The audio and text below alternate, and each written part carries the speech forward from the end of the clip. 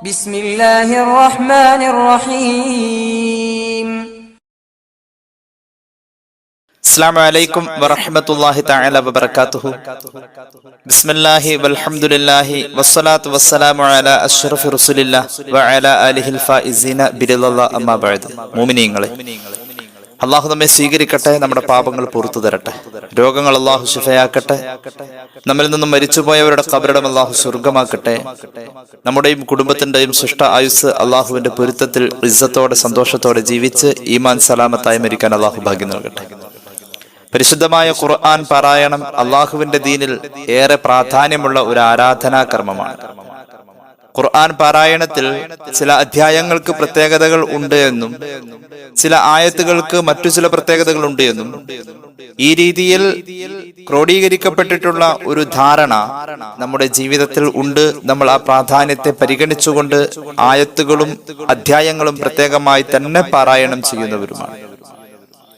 ഖുർആനിലെ ചില സൂറത്തുകളെ ചില സമയങ്ങൾക്ക് പ്രാധാന്യം കൊടുത്തുകൊണ്ട് പാരായണം ചെയ്യണം എന്ന് പരിശുദ്ധമായ ഇസ്ലാമിക ശരീഅത്ത് നമ്മോട് പറയുന്നുണ്ട്. ഏതായാലും ഖുർആൻ പാരായണത്തിന്റെ പ്രത്യേകത ഓരോ മുസ്ലിമും അംഗീകരിക്കുന്നതാണ്. എന്നാൽ ഖുർആനിന്റെ മാസ്മരികമായ പ്രത്യേകത ലോകത്തുള്ള എല്ലാവരും അംഗീകരിക്കുന്ന കാര്യമാണ്. അള്ളാഹുവിന്റെ ഹബീബ് സല്ലല്ലാഹു അലൈഹി വസല്ലമ തങ്ങൾ പഠിപ്പിച്ചിരിക്കുന്നത് അൽ ഖുർആനു ലിമാ ഖുരിഅ ലഹു, ഏതൊരു ആവശ്യം മുൻനിർത്തിയിട്ടാണോ ഖുർആൻ പാരായണം നടത്തപ്പെടുന്നത്, ആ ആവശ്യം നിറവേറാനുള്ള ഒരു പ്രാർത്ഥന പോലെ ഈ ഖുർആൻ പാരായണം മുഖേന ആ ആവശ്യം നിറവേറും എന്ന് പുണ്യ നബി സല്ലല്ലാഹു അലൈഹി വസല്ലം. അള്ളാഹു തൗഫീഖ് ചെയ്യട്ടെ. അങ്ങനെയുള്ള ചില വിഷയങ്ങളിലേക്കുള്ള സൂചനയാണ് ഇന്നത്തെ നമ്മുടെ കൂടിക്കാഴ്ച. അള്ളാഹു തൗഫീഖ് ചെയ്യട്ടെ. ഖുർആനിലെ ചില ആയത്തുകളും ചില അധ്യായങ്ങളും പാരായണം ചെയ്യുമ്പോൾ കിട്ടുന്ന പ്രത്യേകമായ ചില നേട്ടങ്ങളെ കുറിച്ച് നമ്മൾ പഠിക്കുകയും അന്വേഷിക്കുകയും ചെയ്യുന്നിടത്ത് ഏറ്റവും ശ്രദ്ധേയമായ ഒരു ഭാഗമാണ് സൂറത്തുൽ ഹഷറിന്റെ അവസാന ഭാഗം. സൂറത്തുൽ ഹഷറിന്റെ അവസാന ഭാഗം കുഞ്ഞുനാളെ മുതൽക്ക് നമ്മൾ ഓരോരുത്തരും മനഃപ്പാടമാക്കി വെച്ചിട്ടുള്ള ഭാഗമാണ്. ലൗ അൻസൽനാ ഹാദൽ ഖുർആൻ എന്ന് തുടങ്ങുന്ന ഒറ്റവാക്കിൽ പറഞ്ഞാൽ ഒരു സാധാരണ മുസ്ലിമിന്റെ പ്രയോഗത്തിൽ വരുന്ന ലൗ അൻസൽനാ എന്നുള്ളത് ഇന്ന് നമ്മൾ ചർച്ച ചെയ്യുകയാണ്. അള്ളാഹു നമുക്ക് ഭാഗ്യം നൽകട്ടെ.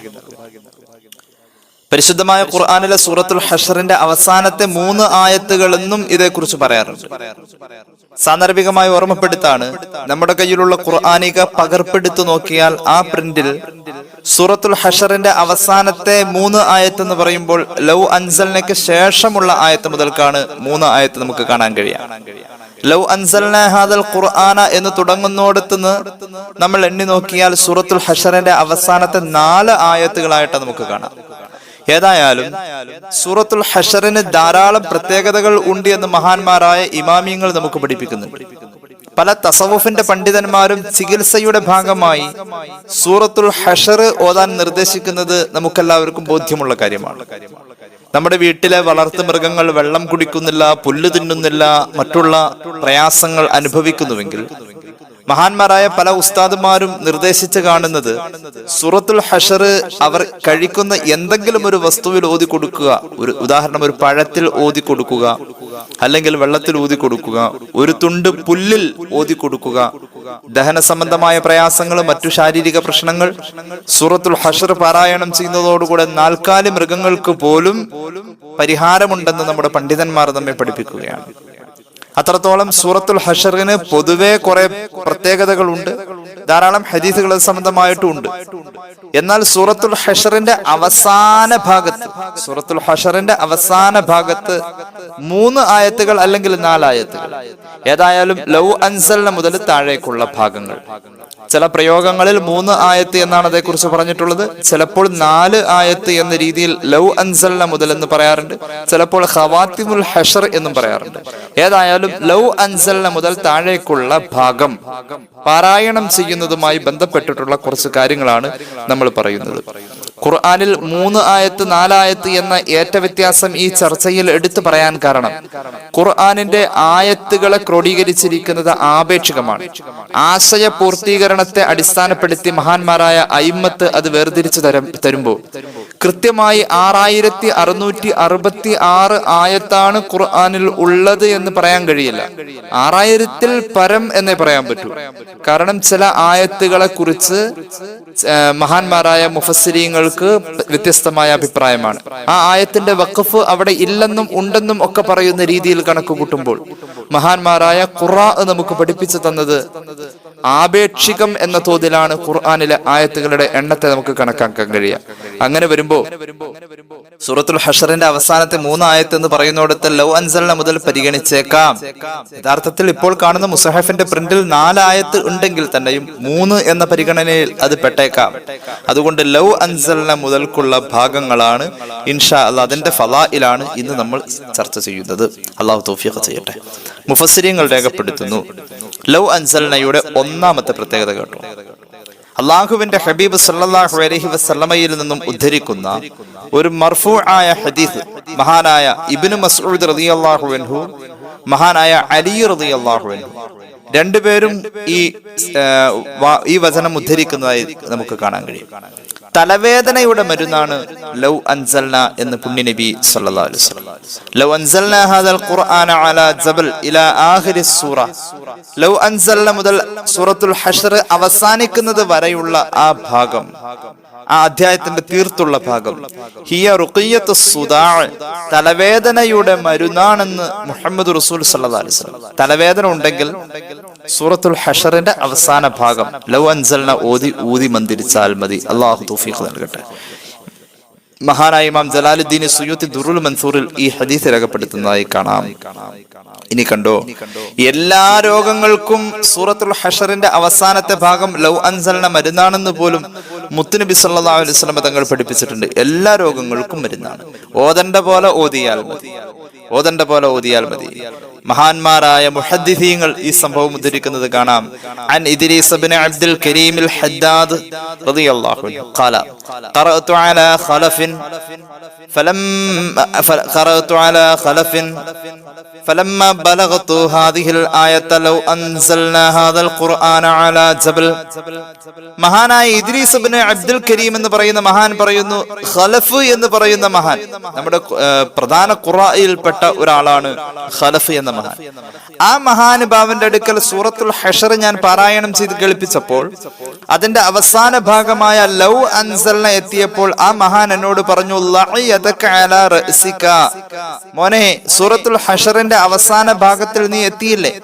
ഖുർആനിലെ സൂറത്തുൽ ഹശ്ർ ഓതുമ്പോൾ ലൗ അൻസൽന മുതൽക്ക് ഓതുമ്പോൾ നിന്റെ തലയിൽ നീ കൈ വെക്കണം. സ്വന്തം തലയിൽ കൈ വെച്ചിട്ട് വേണം ഓതാൻ. സ്വന്തം തലയിൽ ഒരു കൈ ഇങ്ങനെ വെക്കണം, എന്നിട്ട് വേണം ഓതാൻ. കാരണം ഞാൻ ഇത് കേട്ട് പഠിച്ച മഹാനായ സലീം എന്ന് പറയുന്ന മഹാനിൽ നിന്നും ഞാൻ ഇത് ഓതി കൊടുക്കുമ്പോൾ ആ മഹാൻ എനിക്ക് പഠിപ്പിച്ചു തന്നത്, ഞാൻ ഈ ലൗ അൻസൽനയുടെ ഭാഗം എത്തിയപ്പോൾ ആ മഹാൻ അന്ന് എന്നോട് പറഞ്ഞത് എന്റെ കൈ തലയിൽ വെച്ചിട്ട് ഓതാനാ പറഞ്ഞത്. ആ മഹാൻ അദ്ദേഹം കേട്ടുപഠിച്ച അഅ്മശ് റളിയല്ലാഹു അൻഹുവിൽ നിന്നും അതുപോലെയാണ് ചെയ്തത്. അദ്ദേഹം കേട്ടുപഠിച്ച മഹാനായ അദ്ദേഹത്തിന്റെ പൂർവീകനായ യഹ്യ ഇബ്നു വിസാബ് എന്ന് പറയുന്ന മഹാനിൽ നിന്നും അതുപോലെയാണ് പഠിച്ചത്. അതുപോലെ തന്നെ ആ മഹാൻ കേട്ടുപഠിച്ച മഹാനായ അൽഖമത്ത് റളിയല്ലാഹു അൻഹുവിൽ നിന്നും അസ്വദ് റളിയല്ലാഹു അൻഹുവിൽ നിന്നും തലയിൽ കയ്യ വെച്ചുകൊണ്ടാവണം ലൗ അൻസൽന ഓതേണ്ടത് എന്നാണ് പഠിച്ചത്. മഹാനായ അൽഖമയും മഹാനായ അസ്വദ് റളിയല്ലാഹു അൻഹുമാ ഈ രണ്ടുപേരും ഇത് പഠിച്ചത് മഹാനായ അബ്ദുല്ലാഹി ഇബ്നു മസ്ഊദ് റളിയല്ലാഹു അൻഹുമയിൽ നിന്നാണ്. ആ മഹാനുഭാവൻ അല്ലാഹുവിന്റെ ഹബീബ് നബിയുനാ റസൂലുള്ളാഹി സ്വല്ലല്ലാഹു അലൈഹി വസല്ലമ തങ്ങളിൽ നിന്നാണ് പഠിച്ചത്. എന്താണ് നബി തങ്ങൾ പഠിപ്പിച്ചത്? ലഅയദക അലാ റഅസിക, തലയിൽ കൈ വെച്ചുകൊണ്ട് വേണം ലൗ അൻസൽന ഓതാൻ. ലൗ അൻസൽന ഓതുമ്പോ തലയിൽ കൈ വെക്കണം. എപ്പോഴും കൈ വെക്കണം എന്നല്ല, ഒരു രോഗശമനം ഉദ്ദേശിച്ച് തലയിൽ കൈവച്ച് ഓതാം.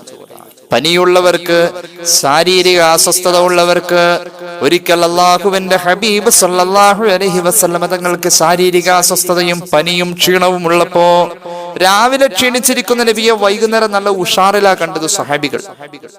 ചോദിച്ചപ്പോ പറഞ്ഞു, ജിബ്രീൽ അലൈഹിസ്സലാം എന്റെ തലയിൽ കൈവച്ചുകൊണ്ട് ലൗ അൻസൽന ഓതി മന്ത്രിച്ചു എന്ന് പുണ്യ നബി സല്ലല്ലാഹു അലൈഹി വസല്ലം. ഏതായാലും നമ്മളിപ്പോ ഓതിയ ഹദീസിൽ ഇത്രയും സനദ് സഹിതമായി മഹാന്മാർ ചെയ്തു പോന്ന ആ പരമ്പര, ലൗ അൻസൽന ഒരു രോഗശമനത്തിന് ഉദ്ദേശിച്ച് ഓതുകയാണെങ്കിൽ തലയിൽ കൈവച്ചിട്ട് ഓതണം. തലയിൽ കൈവച്ചിട്ട് ലൗ അൻസൽന ഓതണം. അല്ലാഹുവേ നീ ശിഫയാക്കണേ എന്ന നെയ്യത്തിൽ ഓതണം. മഹാനായ ഇബ്നു മസ്ഊദ് റളിയല്ലാഹു അൻഹുവിനോട് അന്ന് റസൂലുള്ളാഹി സ്വല്ലല്ലാഹു അലൈഹി വസല്ലമ തങ്ങൾ പറഞ്ഞത്, ലഅയദക അലാ റഅസിക, ഇബ്നു മസ്ഊദേ അങ്ങയുടെ തലയിൽ കൈ വെച്ചിട്ട് ഓതണേ. എന്താണ് കാരണമെന്നറിയുമോ? ഫഇന്ന ജിബ്രീൽ അലൈഹിസ്സലാം ലമ്മാ നസല ബിഹാ ഇലയ്യ, മഹാനായ ജിബ്രീൽ അലൈഹിസ്സലാം ഈ ലൗ അൻസൽനയുടെ വഹയുമായി എൻ്റെ അടുക്കൽ വരുമ്പോൾ അന്ന് എന്നോട് പറഞ്ഞത്, ലഅയദക അലാ റഅസിക, തലയിൽ കൈ വെച്ചോ നബിയേ. ഞാൻ ലൗ അൻസൽന ഓതുകയാ, ഞാൻ തലയിൽ കൈ വെച്ചു. ജിബ്രീൽ അലൈഹിസ്സലാം ഓതി തീർത്തു.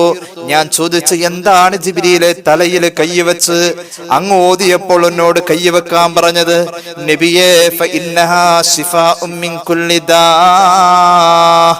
എല്ലാ രോഗത്തിനും ലൗ അൻസൽന പരിഹാരമാണ്, മരുന്നാണ് നബിയേ സയ്യിദുനാ ജിബ്രീൽ.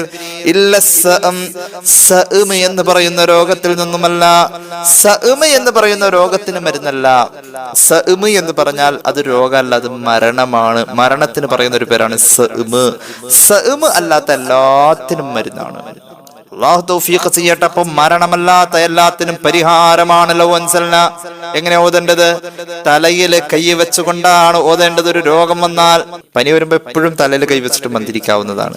കുട്ടികളുടെ അടുത്തിരുന്നിട്ട് ലൗ അൻസൽന ഓതിയിട്ട് മന്ത്രിക്കുമ്പോ തലയിൽ കൈ വെക്കണം. ലൗ അൻസൽന അഊദു ബില്ലാഹി മിനശ് ശൈത്വാനിർ റജീം. بسم الله الرحمن الرحيم. لو أنزلنا هذا القرآن على جبل لرأيته خاشعا متصدعا من خشية الله وتلك الأمثال نضربها للناس لعلهم يتفكرون. لو أنزلنا الهدى. ആ ആയത്ത് പറയണത് തന്നെ ഖുർആന്റെ അവതരണം കടുപ്പമുള്ള പർവ്വതത്തിന്റെ മുകളിലാണെങ്കിൽ ആദരവ് കൊണ്ട് ആ പർവ്വതം പൊട്ടിത്തെറിക്കുമായിരുന്നു എന്ന അത്ഭുത വിശേഷം പറയുന്ന ഭാഗമാണ് ലൗ അൻസൽന.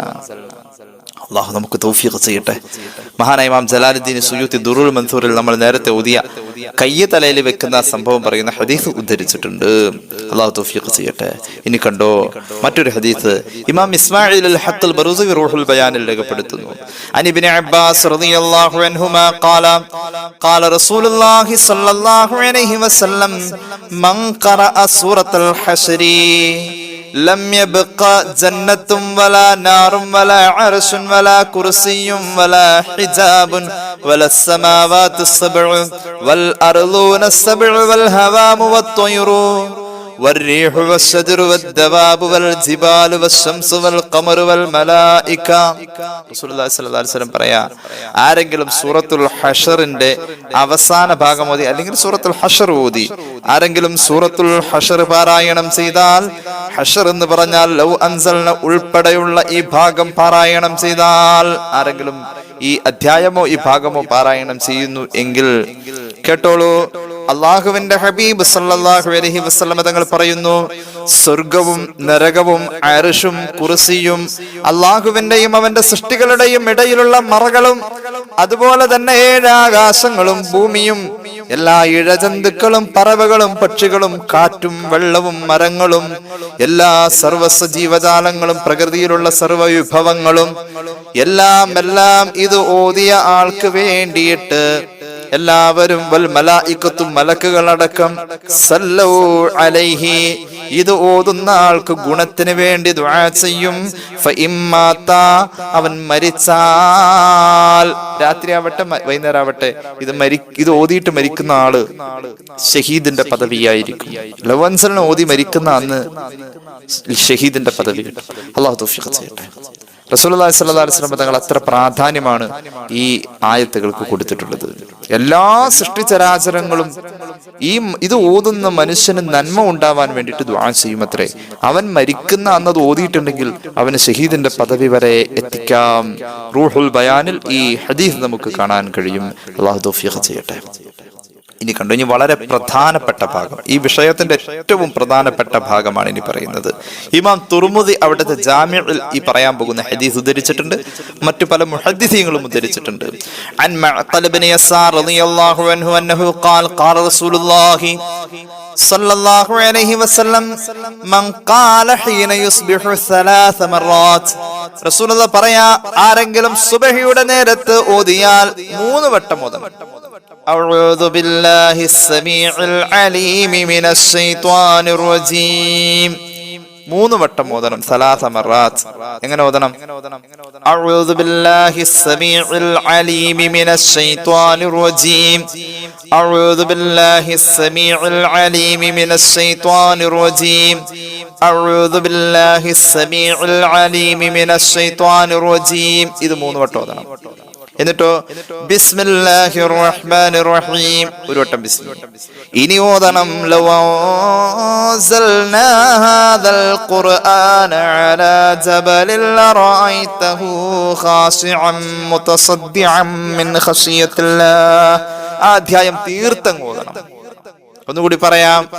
അഊദു ബില്ലാഹിസ് സമീഉൽ അലീമി മിനശ് ശൈത്വാനിർ റജീം. ഇങ്ങനെ 3 വട്ടം ഓതാ. അത് കഴിഞ്ഞ് ഒരു ബിസ്മി ഓതാ. അത് കഴിഞ്ഞ് ലൗ അൻസൽനാ ഓതാ. അങ്ങനെ ഒരാൾ സുബഹി കഴിഞ്ഞിട്ട് ഓതിയാൽ റസൂലുള്ളാഹി പറയാ സല്ലല്ലാഹു അലൈഹി വസല്ലം വക്കലല്ലാഹു ബിഹി, അവനിൽ അല്ലാഹു ഏൽപ്പിച്ചു, കാവലിനായി ഏൽപ്പിച്ചു 70,000 മലക്കിൻ, 70,000 മലക്കിനെ അല്ലാഹു അവന് കാവലിന് വേണ്ടി ഏൽപ്പിച്ചു കഴിഞ്ഞു.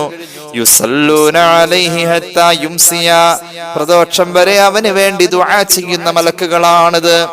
വ ഇമ്മാത, അവൻ മരിച്ചാൽ, വൈകുന്നേരത്തിന് മുന്നേ അവൻ മരിച്ചാൽ, മാത ഷഹീദ, അവൻ ഷഹീദിന്റെ പദവിയിലാ. വമൻ ഖാലഹാ ഹീന യുംസിയ, ഒരാൾ ഇത് മഗ്രിബ് കഴിഞ്ഞും തുടർന്നാൽ അടുത്ത സുബ്ഹിക്കുള്ളിലായി അവൻ മരിച്ചാൽ അവൻ ഷഹീദിന്റെ പദവിയിലാ. നബിയുനാ റസൂലുള്ളാഹി സ്വല്ലല്ലാഹു അലൈഹി വസല്ലം. എവിടെന്റെ ഹദീസ്? ഇമാം തുർമുദിയുടെ ജാമിഉലിന്റെ ഹദീസ്. മറ്റു പല മുഹദ്ദിസീങ്ങളും മുഫസ്സിരീങ്ങളും ഉദ്ധരിക്കുന്നുണ്ട്. ഒന്നുകൂടി പറയാം. സൂറത്തുൽ ഹശറിന്റെ അവസാന ഭാഗമായ ലൗ അൻസൽനയുടെ പ്രാധാന്യമാണിത്. എങ്ങനെയാണ് ഓതേണ്ടത്? ലൗ അൻസൽന ഓതേണ്ടത് എങ്ങനെ? സൂറത്തുൽ ഹശറിന്റെ അവസാന ഭാഗമായ ലൗ അൻസൽന ഓതണം. ഓതേണ്ടത് എപ്പോൾ? സുബഹി കഴിഞ്ഞും മഗ്രിബ് കഴിഞ്ഞും. എങ്ങനെയാ ഓതേണ്ടത്? അഊദു ബില്ലാഹിസ് സമീഉൽ അലീമി മിനശ് ശൈത്വാനിർ റജീം. അങ്ങനെ 3 വട്ടം ഓതണം. അഊദു ബില്ലാഹിസ് സമീഉൽ അലീമി മിനശ് ശൈത്വാനിർ റജീം. ഒന്നുകൂടി ഓതണം. അഊദു ബില്ലാഹിസ് സമീഉൽ അലീമി മിനശ് ശൈത്വാനിർ റജീം. അത് ഓതാൻ വലിയ പ്രയാസമൊന്നുമില്ല കേട്ടോ. കാരണം അഊദു ബില്ലാഹി മിനശ് ശൈത്വാനിർ റജീം എന്നതില് ആ ബില്ലാഹിക്ക് ശേഷം സമീഉ അലീം എന്ന 2 പദങ്ങൾ ചേർത്താൽ മതി. അപ്പോൾ എളുപ്പമുണ്ട്. അഊദു ബില്ലാഹിസ് സമീഉൽ അലീമി മിനശ് ശൈത്വാനിർ റജീം. 3 വട്ടം അങ്ങനെ ഓതണം. ഒരു ബിസ്മി ഓതണം. അത് കഴിഞ്ഞ് ലൗ അൻസൽന ഓതണം. എന്നിട്ട് ലൗ അൻസൽന പൂർത്തിയായി കഴിഞ്ഞാൽ സുബ്ഹിയുടെ ശേഷമാണ് അവൻ ഓതിയതെങ്കിൽ മഗ്രിബിന് മുമ്പായി മരണപ്പെട്ടാൽ ഷഹീദിന്റെ പദവി. മാത്രവുമല്ല, മഗ്രിബിന് ശേഷം ഓതി അടുത്ത സുബ്ഹിക്ക് മുമ്പ് മരണപ്പെട്ടാൽ അവന് ഷഹീദിന്റെ പദവി. ഇത് ഓതിക്കഴിഞ്ഞാൽ അല്ലാഹു 70,000 മലക്കിന്റെ കാവല് കൊടുക്കും. 70,000 മലക്കുകൾ ഇവന് വേണ്ടി ദുആ ചെയ്യും. യുസല്ലൂന അലൈഹി. തുഹ്ഫത്തുൽ അഹ്വദി അതിന് കൊടുക്കുന്ന വ്യാഖ്യാനം ഐ യദഊന ലഹു ബിതൗഫീഖിൽ ഖൈരി, ദുനിയാവിന്റെയും ആഖിറത്തിന്റെയും എല്ലാം ഖൈർ കിട്ടാൻ വേണ്ടിയിട്ട് മലക്കുകൾ ഇവന് വേണ്ടി ദുആ ചെയ്യും. മാത്രവുമല്ല, എല്ലാ ശർറും തടയണം എന്ന് അല്ലാഹുവോട് മലക്കുകൾ ദുആ ചെയ്യും. ഒരു മലക്കല്ല, 70,000 മലക്ക്. അല്ലാഹു തൗഫീഖ് ചെയ്യട്ടെ.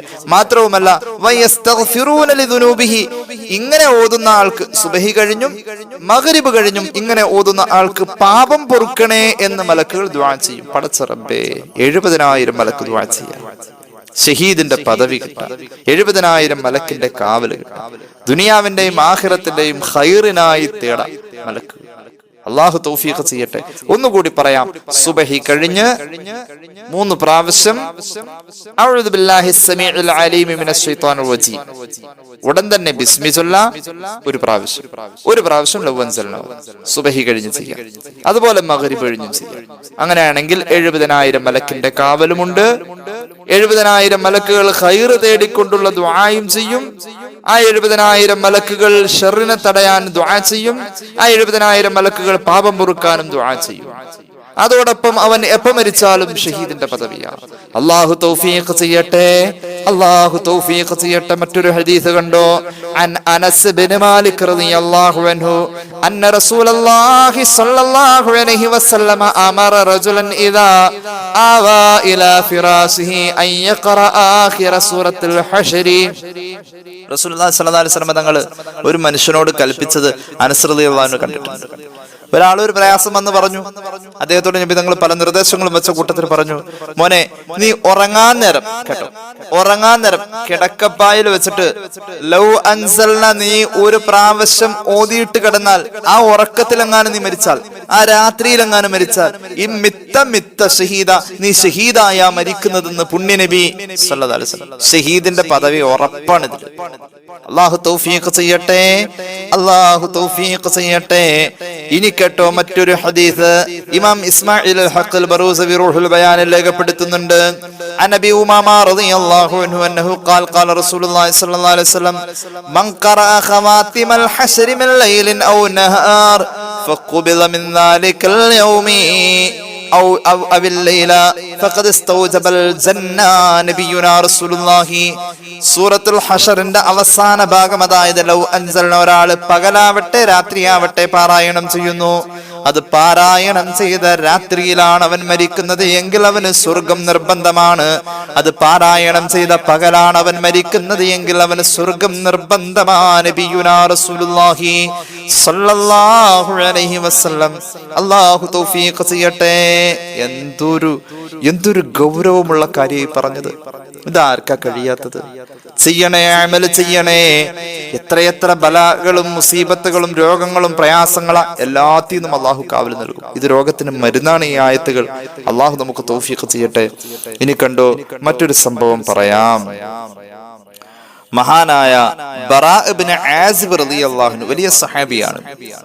മഹാനായ അലി റളിയല്ലാഹു അൻഹുവുമായി ഉള്ള സൗഹൃദ സംഭാഷണം മഹാനായ ഇമാം ആലൂസി റൂഹുൽ മആനിയിൽ രേഖപ്പെടുത്തുന്നുണ്ട്. സംഭവം മഹാനായ ഇമാം ജലാലുദ്ദീൻ സുയൂത്തി ദുറുൽ മൻസൂർ രേഖപ്പെടുത്തുന്നുണ്ട്. ഒരുപാട് കിതാബുകളിൽ കാണുന്ന ഒരു സംഭവമാണിത്.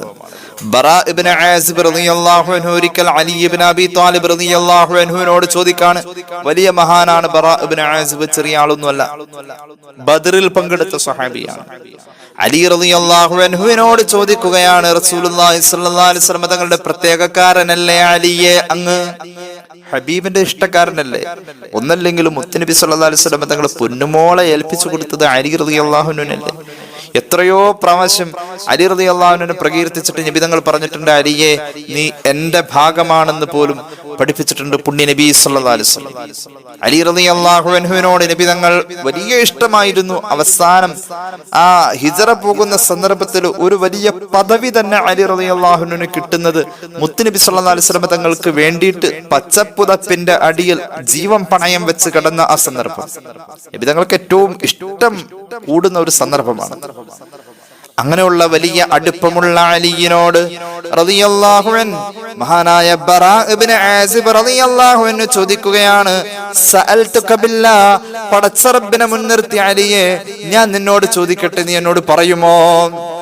ഇല്ലാ മാ ഖസ്സസ്തനി ബിഅഫ്ളലി മാ ഖസ്സക ബിഹി റസൂലുള്ളാഹി സ്വല്ലല്ലാഹു അലൈഹി വസല്ലം മിമ്മാ ഖസ്സഹു ബിഹി ജിബ്രീൽ മിമ്മാ ബഅസ ബിഹി ഇലൈഹി റഹ്മാൻ.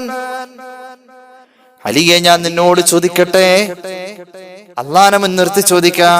റസൂലുള്ളാഹി സ്വല്ലല്ലാഹു അലൈഹി വസല്ലം തങ്ങള് നിനക്ക് പ്രത്യേകമായി ഏൽപ്പിച്ച ഒരു കാര്യം, ആ കാര്യമാവട്ടെ നബിയോട് മഹാനായ ജിബ്രീൽ അലൈഹിസ്സലാം പ്രത്യേകമായി ഏൽപ്പിച്ച കാര്യം, ആ കാര്യമാകട്ടെ ജിബ്രീലിനോട് പുന്നാര നബി തങ്ങളോട് പ്രത്യേകം ഏൽപ്പിക്കണമെന്ന് പറഞ്ഞ് അള്ളാഹു ഏൽപ്പിച്ച ഒരു പ്രധാന കാര്യം ഏതെങ്കിലും ഒന്നുണ്ടാവും. അത് നിനക്കറിയാം, നീ എന്നോട് പറയണം അലിയേ. ബറാ ഇബ്നു ആസിബ് റളിയല്ലാഹു അൻഹുവിന്റെ അന്വേഷണമാണ്. മഹാനായ ബറാ ഇബ്നു ആസിബ് റളിയല്ലാഹു അൻഹുവിന്റെ അന്വേഷണമാണിത്. എന്ത്? അള്ളാഹു ജിബ്രീലിനോട് പ്രത്യേകം പറഞ്ഞു, മുത്തുനബി സല്ലല്ലാഹു അലൈഹി വസല്ലം തങ്ങളോട് പ്രത്യേകം പറയേണ്ട ഒരു കാര്യം. മുത്തുനബി സല്ലല്ലാഹു അലൈഹി വസല്ലം തങ്ങളോട് ജിബ്രീൽ അത് പ്രത്യേകമായി പറഞ്ഞു. മുത്തുനബി സല്ലല്ലാഹു അലൈഹി വസല്ലം തങ്ങൾ പ്രത്യേകമായി അത് അലിയിനോട് പറഞ്ഞു. അങ്ങനെ എന്തോ ഒരു കാര്യം ഉണ്ട് അലിയെ, അള്ളാഹുവിനെ മുൻനിർത്തി ചോദിക്കുക, അത് നീ എനിക്ക് പറഞ്ഞു തരൂ. എല്ലാവർക്കും പറഞ്ഞു കൊടുത്തു. ആ കാര്യം എല്ലാവർക്കും പറഞ്ഞു കൊടുത്ത് നമുക്കും പറഞ്ഞു തന്നു. അള്ളാഹുവേ, നീ ഞങ്ങൾക്ക് തൗഫീഖ് നൽകണേ അല്ലാഹ്. എന്തോ ഒരു പ്രാധാന്യമുള്ള കാര്യമായിരിക്കും. അള്ളാഹു പ്രത്യേകമായി ജിബ്രീലിനോട് പറഞ്ഞു, ജിബ്രീലെ ഇത് മുത്തുനബിയോട് പ്രത്യേകം പറയണം. ജിബ്രീൽ മുത്തുനബി സല്ലല്ലാഹു അലൈഹി വസല്ലം തങ്ങളോട് പ്രത്യേകം പറഞ്ഞു. അള്ളാഹു പ്രത്യേകം പറഞ്ഞ കാര്യമാണ്. മുത്തുനബി സല്ലല്ലാഹു അലൈഹി വസല്ലം അലി റളിയല്ലാഹു അൻഹുവിനെ പ്രത്യേകമാക്കി പറഞ്ഞു, അലിയെ ഇത് ഇങ്ങനെയാണ് സംഭവം എന്ന് പറഞ്ഞ ഒരു കാര്യമുണ്ട്. ആ കാര്യം എന്താന്ന് അറിയണം. ബറാ ഇബ്നു ആസിബ് റളിയല്ലാഹു അൻഹു അന്വേഷിച്ച് കണ്ടുപിടിച്ച് അലിയിനോട് ചോദിക്കാൻ പോവാ റളിയല്ലാഹു അൻഹു. അലി റളിയല്ലാഹു അൻഹു പറഞ്ഞു, ബറായെ അങ്ങനെ ഒരു കാര്യമുണ്ട്. യാ ബറാ ഇദാ അറദത അൻ തദ്ഉ അല്ലാഹ ബിസ്മിഹിൽ അഅ്ലം ഫഖറ മിൻ അവ്വലിൽ ഹദീദി 10 ആയാതിൻ വആഖിറ സൂറത്തുൽ ഹശർ. കണ്ടോ, അള്ളാഹുവിനോട് ഇപ്പോൾ ഒരു കാര്യം ദുആ ചെയ്താൽ പെട്ടെന്ന് ഉത്തരം വേണം എന്ന് ആഗ്രഹിക്കുന്ന ഒരു സന്ദർഭം നിനക്ക് വന്നാൽ, ഇപ്പൊ ഒരു കാര്യം ചോദിച്ചിട്ട് അള്ളാഹിനോട് ചോദിച്ച് നേടണം, അങ്ങനെ ഒരു സന്ദർഭം വന്നാൽ, പെട്ടെന്ന് ഒരു കാര്യത്തിന് ദുആ ചെയ്തിട്ട് ഉത്തരം കിട്ടണമെന്ന ഒരു സന്ദർഭം നീ ആഗ്രഹിക്കുന്നുവെങ്കിൽ പെട്ടെന്ന് ചെയ്യണം ഒരു ദുആ, അതിന് പെട്ടെന്ന് ഉത്തരവും കിട്ടണം. അങ്ങനെയെങ്കിൽ ഇസ്മുൽ അഅ്ലം ചൊല്ലിയിട്ട് വേണം ദുആ ചെയ്യാൻ, അപ്പൊ പെട്ടെന്ന് ഉത്തരം കിട്ടും. ബറായെ, ആ രഹസ്യമായ കാര്യം എന്താണെന്നറിയോ? ഇപ്പൊ നിനക്ക് പെട്ടെന്നൊരു ആവശ്യം വന്നു. ആ ആവശ്യം വന്ന കാര്യം അള്ളാഹുവോട് ദുആ ചെയ്ത് നേടണം, പെട്ടെന്ന് ഉത്തരം കിട്ടണം. അങ്ങനെ ഒരു കാര്യം ഉണ്ടെങ്കിൽ ഇസ്മുൽ അഅ്ലം ഓതിയിട്ട് ചോദിച്ചാൽ അള്ളാഹു പെട്ടെന്ന് ഉത്തരം തരും. അതെയോ? ആ രഹസ്യമാണ് നബി തങ്ങൾ എന്നോട് പറഞ്ഞിട്ടുള്ളത്. അപ്പൊ ഇസ്മുൽ അഅ്ലം ഏതാ? ഇസ്മുൽ അഅ്ലം മനുഷ്യരുടെ ഇടയിൽ അള്ളാഹു മറപ്പിച്ച് കളഞ്ഞിരിക്കുക, ഏതാന്ന് കൃത്യമായി ബോധ്യപ്പെടുത്തിയിട്ടില്ല. ഇസ്മുൽ അഅ്ലം തെരഞ്ഞ് എവിടെ പോകും? അങ്ങനെ ഇസ്മുൽ അഅ്ലം തെരഞ്ഞ് എവിടെയും പോവണ്ട. സൂറത്തുൽ ഹദീദിന്റെ ആദ്യത്തെ 10 ആയത്ത്, സൂറത്തുൽ ഹദീദിന്റെ ആദ്യത്തെ 10 ആയത്ത്, സൂറത്തുൽ ഹശറിന്റെ ലൗ അൻസൽനയും ഓതാം.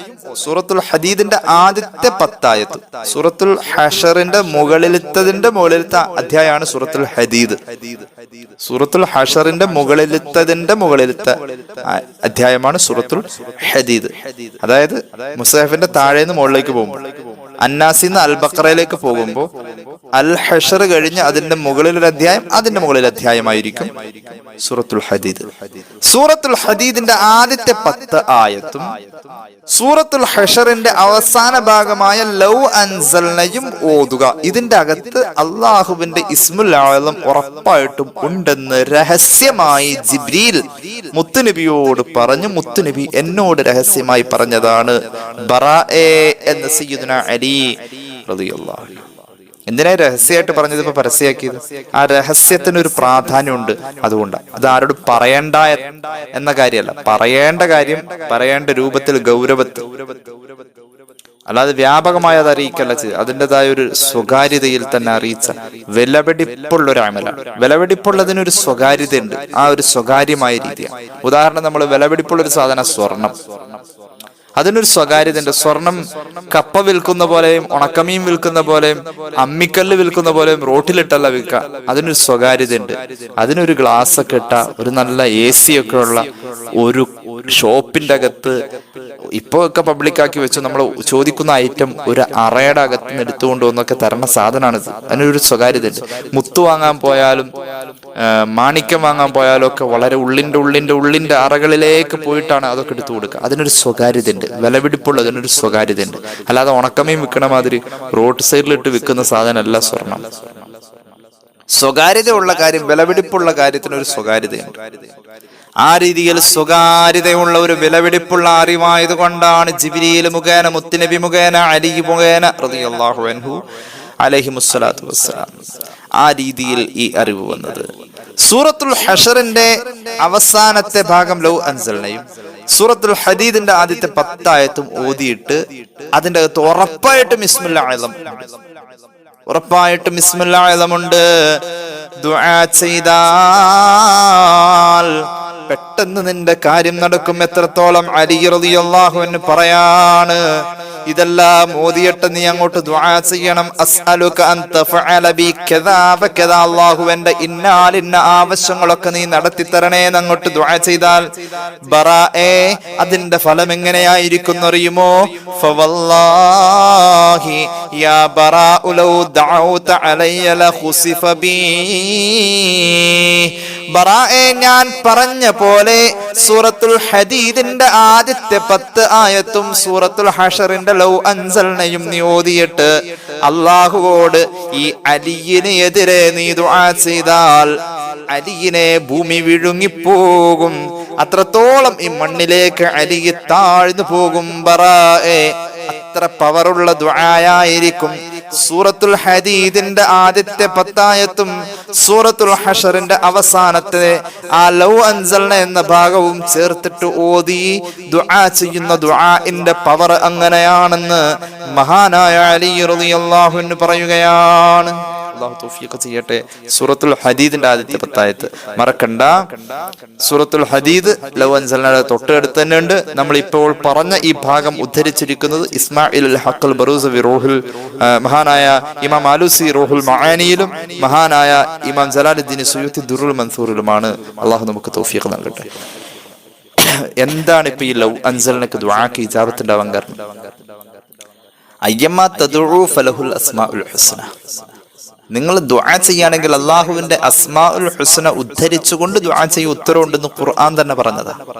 ഈ അസ്മാഉൽ ഹുസ്നയില് വളരെ പ്രധാനപ്പെട്ട ഇസ്മുല്ലാഹി അഅ്ലം ആവാൻ സാധ്യതയുള്ള ഇസ്മുകളൊക്കെ അടുത്തടുത്ത് വന്നിട്ടുള്ള ഒരു പ്രയോഗം സൂറത്തുൽ ഹശറിന്റെ അവസാനത്തെ ഈ 3-4 ആയത്തുകളിലാണ് ഉള്ളത്. അതിങ്ങനെ ഓതിയിട്ട് ദുആ ചെയ്യുമ്പോൾ പെട്ടെന്ന് ഉത്തരം കിട്ടും. അള്ളാഹു തൗഫീഖ് ചെയ്യട്ടെ. അങ്ങനെ ദുആ ചെയ്ത് അള്ളാഹുവിൽ നിന്നും പലതും നേടാൻ, രോഗങ്ങൾ മാറാൻ, ഷഹീദിന്റെ പദവി കിട്ടാൻ, അതുപോലെ തന്നെ നമുക്ക് മലക്കുകളുടെ കാവല് കിട്ടാൻ, നമ്മുടെ ഈമാൻ സലാമത്താവാൻ, ആരോഗ്യം ഉണ്ടാവാൻ, സമ്പത്ത് ഉണ്ടാവാൻ, ദുനിയാവിന്റെയും ആഖിറത്തിന്റെയും ഖൈറുണ്ടാവാൻ. 1 മിനിറ്റ് തികച്ച വേണ്ട സുബഹി കഴിഞ്ഞ്, 1 മിനിറ്റ് തികച്ച വേണ്ട മഗ്രിബ് കഴിഞ്ഞ്. അള്ളാഹു തൗഫീഖ് ചെയ്യട്ടെ. അങ്ങനെ ഓതാൻ നമ്മൾ ശീലിക്കാം. പതിവുള്ളവര് ഇത് ഓതല് പതിവുള്ളവർ, നമ്മൾ എന്തെങ്കിലുമൊക്കെ പറഞ്ഞു കഴിയുമ്പോൾ ചില ആളുകൾ വിളിച്ചു പറയും, പഠിച്ചവനെ ഞങ്ങൾ ഇതൊന്നുമല്ല ഇതിനപ്പുറമൊക്കെ ഓദിക്കോ, ഓതാനൊക്കെ സന്തോഷമുള്ളൂ. പക്ഷെ അതിന്റെ ആ ഒരു ഫലം അറിഞ്ഞുകൊണ്ട് ഓതുമ്പോ അതിനുണ്ടാവുന്ന ഒരു സന്തോഷം വേറെയല്ല, അതിനുണ്ടാവുന്ന ഒരു മാനസിക സാന്നിധ്യം വേറെയല്ല. ഓതുന്നവർ ഈ അറിവുകളോടുകൂടെ, ഈ പറഞ്ഞ കാര്യങ്ങളോടുകൂടെ ഒന്ന് ആലോചിച്ച് അതിന്റെ വില മനസ്സിലാക്കി ഓതിയാൽ അതിന് ഫലം കൂടുതലാണ്. അള്ളാഹു തൗഫീഖ് ചെയ്യട്ടെ. അള്ളാഹു നമ്മുടെ ഈ ഇൽമിയായ ചർച്ചകളൊക്കെ കബൂലാക്കട്ടെ.